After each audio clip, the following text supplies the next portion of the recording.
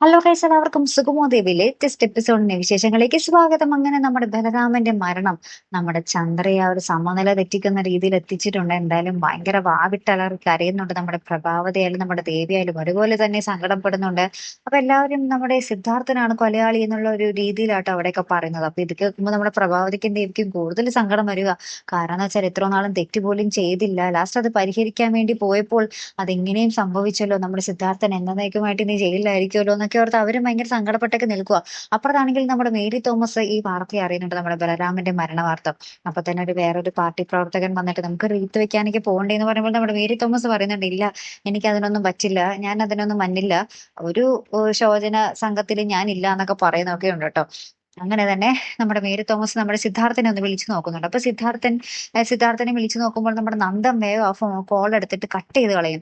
ആര് വിളിച്ചാലും അച്ഛൻ എടുക്കണ്ട, അച്ഛന്റെ ഫോൺ ഇപ്പൊ ട്രേസ് ചെയ്യുന്നുണ്ടാവും, അച്ഛനെ എനിക്ക് സംരക്ഷിച്ചേ പറ്റൂ, എനിക്ക് വയ്യ, അച്ഛനൊരു കൊലയാളി എന്നും പറഞ്ഞ് ഈ കയ്യിൽ വിലങ്ങൊക്കെ ഇട്ടുകൊണ്ട് കൊണ്ടുപോകുന്നത് കാണാൻ എനിക്ക് വയ്യച്ചാന്നൊക്കെ പറഞ്ഞിട്ട് നമ്മുടെ സിദ്ധാർത്ഥന്റെ ഫോൺ നമ്മുടെ നന്ദൻ തന്നെ പിടിച്ചിട്ട് ഓഫ് ചെയ്ത് വെക്കുന്നുണ്ട്. സിദ്ധാർത്ഥനെ ഒന്ന് അനങ്ങാനും കൂടി സമ്മതിക്കുന്നില്ല. അപ്പൊ സിദ്ധാർത്ഥനും പറഞ്ഞോളൂ, ഞാൻ എന്തിനാണ് ഇങ്ങനെ പേടിച്ചിരിക്കുന്നത്, ഞാൻ കുറ്റമൊന്നും ചെയ്തിട്ടില്ലല്ലോ എന്നൊക്കെ പറയുന്നുണ്ടെങ്കിലും നന്ദൻ അതൊന്നും കേൾക്കാനേ ഇട കൊടുക്കുന്നില്ല കേട്ടോ. അപ്പുറത്ത് നമ്മുടെ തനുജ ഭയങ്കരമായിട്ട് ഇങ്ങനെ നിഗളിക്കാൻ തുടങ്ങിയിട്ടുണ്ട്.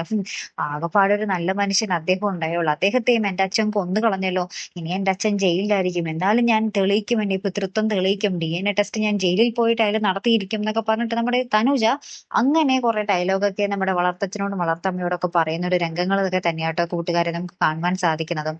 പിന്നീടുണ്ടല്ലോ നമ്മുടെ പോലീസുകാർ തമ്മിലുള്ള ഒരു ചർച്ചയാണ്. അപ്പൊ എല്ലാവരും ഇങ്ങനെ പറയും, നാട്ടുകാരൊക്കെ ദൃക്സാക്ഷികളാണ്, സിദ്ധാർത്ഥനാണ് കൊന്നത് എന്നുള്ളൊരു വാർത്തയാണ് ഇപ്പൊ പുറത്തു വരുന്നതെന്നൊക്കെ പറയുമ്പോൾ നമ്മുടെ പോലീസുകാർ ഇങ്ങനെ പറയുന്നുണ്ട്, പ്രഭാവതിക്കും ദേവികയ്ക്കും പ്രൊട്ടക്ഷൻ ഒരുക്കണം. കാരണം എന്താ വെച്ചാല് ബലരാമന്റെ അണികൾ എന്തായാലും ഉറപ്പായിട്ടും അവരെ തടഞ്ഞു വെച്ച് എന്തെങ്കിലുമൊക്കെ പ്രശ്നം ഉണ്ടാക്കാൻ സാധ്യതയുണ്ട്, സിദ്ധാർത്ഥിനെ ഉടനെ തന്നെ ലോക്കപ്പിൽ എടുക്കണം എന്നൊക്കെ പറഞ്ഞിട്ട് അവരൊക്കെ ഇങ്ങനെ ഭയങ്കര ചർച്ചയിലാണ്. നമ്മുടെ സിദ്ധാർത്ഥിനെ പിടിക്കാനുള്ള ഒരു ചർച്ചയിൽ തന്നെയാണ് കേട്ടോ അവര്.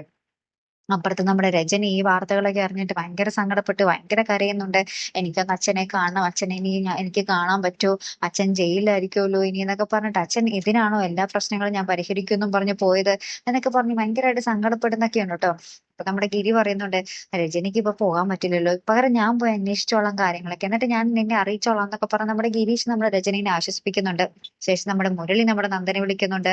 അപ്പൊ മുരളിയുടെ അടുത്ത് പറയുന്നുണ്ട്, മുരളി, എനിക്കിപ്പൊ അച്ഛൻ്റെ അടുത്തുനിന്ന് മാറി നിൽക്കാൻ പറ്റില്ല, ഞാൻ അച്ഛനെ ഒരു സ്ഥലത്ത് മാറ്റി നിർത്തിയേക്കുവാ, നീ ചെന്ന് പ്രഭാവതിയോടും അമ്മയോടും ദേവികയോടും കാര്യങ്ങളൊക്കെ പറഞ്ഞ് അച്ഛൻ സേഫ് ആയിട്ട് ഒരു സ്ഥലത്തുണ്ടെന്ന് പറഞ്ഞ് അവരെ സമാധാനിപ്പിക്കണം, അവര് ഭയങ്കര ടെൻഷനിലായിരിക്കും എന്നൊക്കെ പറയുന്നുണ്ട്. അപ്പൊ പക്ഷെ മുരളിയെ നമ്മുടെ ഗൗരി വിടുന്നില്ല കേട്ടോ. ഗൗരി പറയുന്നുണ്ട്, ഞാൻ പോകാൻ പറയില്ല, അമ്മ പറഞ്ഞിട്ടുണ്ടല്ലോ ഇവിടെ നിന്ന് അനങ്ങരുതെന്ന്, ഈ പ്രശ്നങ്ങളുടെ ഇടയിലേക്ക് പോകരുതെന്ന്, അമ്മയോട് ചോദിച്ചിട്ട് എന്താന്ന് വെച്ചാൽ മുരളിയേട്ടൻ ചെയ്തു എന്ന് പറഞ്ഞിട്ട് നമ്മുടെ ഗൗരി നമ്മുടെ മുരളീനെ നമ്മുടെ ഭാർഗവിയുടെ അടുത്തേക്ക് വിടുന്നുണ്ട്. ശേഷം മുരളി പോകുന്നതായിട്ടൊന്നും കാണിക്കുന്നില്ല കേട്ടോ ഇന്നത്തെ എപ്പിസോഡില്. അപ്പൊ എന്തായാലും പിന്നീട് നമുക്ക് കാണുവാൻ സാധിക്കുന്ന കാഴ്ച നമ്മുടെ ചന്ദ്ര ഭയങ്കര വാവിട്ടലറി കരയുക. അപ്പൊ നമ്മുടെ പ്രഭാവതി ഇങ്ങനെ ആശ്വസിപ്പിക്കാൻ ചെല്ലുന്നുണ്ട്. ചന്ദ്രമതി സിദ്ധാർത്ഥൻ അങ്ങനെ ചിന്തിക്കുക പോലും ഇല്ല, ഇവിടെ എന്തോ തെറ്റിദ്ധാരണ പറ്റിയിട്ടുണ്ട്, അതാണ് ഇങ്ങനെയൊക്കെ എല്ലാവരും പറയുന്നത് എന്നൊക്കെ പറയുമ്പോൾ നമ്മുടെ ചന്ദ്രമതി ഇങ്ങനെ അലറി വിളിക്കുക. തനുജയെ ബാലു ഏറ്റെടുക്കില്ല എന്ന് പറഞ്ഞപ്പോൾ അവരെ നിങ്ങളുടെ ഭർത്താവ് കൊന്നു കളഞ്ഞില്ലേ, നിങ്ങളുടെ ഭർത്താവിനെ ഞാൻ വെറുതെ വെച്ചേക്കില്ല, നോക്കിക്കോ എന്നൊക്കെ പറഞ്ഞിട്ട് നിങ്ങളും ഇതേപോലെ ദുഃഖിക്കേണ്ട ഒരു ദിവസം വരും എന്നൊക്കെ പറഞ്ഞ് നമ്മുടെ ചന്ദ്രമതി ഭയങ്കര ഭീഷണിയും ഭയങ്കര കരച്ചിലൊക്കെ തന്നെയാട്ടോ. ലാസ്റ്റ് ദേവിക വരുന്നുണ്ട്, അച്ഛൻ അങ്ങനൊന്നും ചെയ്യില്ല ആന്റി എന്നൊക്കെ പറഞ്ഞ് ദേവിക വരുമ്പോൾ നമ്മുടെ ദേവികയുടെ വായടപ്പിച്ച് അട്ടിവിടുന്ന ഒരു രംഗമാട്ടെ. ചന്ദ്രമതി പറയുന്നുണ്ട്, നീയാണ് ബാലുവിനെ ഈ അവസ്ഥയിലാക്കിയത്, നീയാണ് ആദ്യം തനുജയെ ഏറ്റെടുക്കണോന്ന് ബാലുവിനോട് പറഞ്ഞത്, നീ ഇവിടെ നിറങ്ങി പൊടി എന്നൊക്കെ പറഞ്ഞ് നമ്മുടെ ദേവികയെ ആട്ടിവിടുന്ന ഒരു രംഗങ്ങൾ തന്നെയാണ് കൂട്ടുകാരെ ഏറ്റവും ഒടുവിൽ നമുക്ക് കാണുവാൻ സാധിക്കുന്ന കാഴ്ച കേട്ടോ.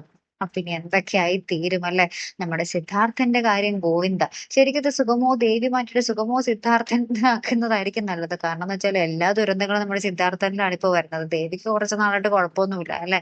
അപ്പൊ എന്തായാലും കാത്തിരുന്ന് തന്നെ കാണാം. അപ്പൊ അടുത്തൊരു വീഡിയോ വരുന്നത് വരയ്ക്കും share and Malayali signing off.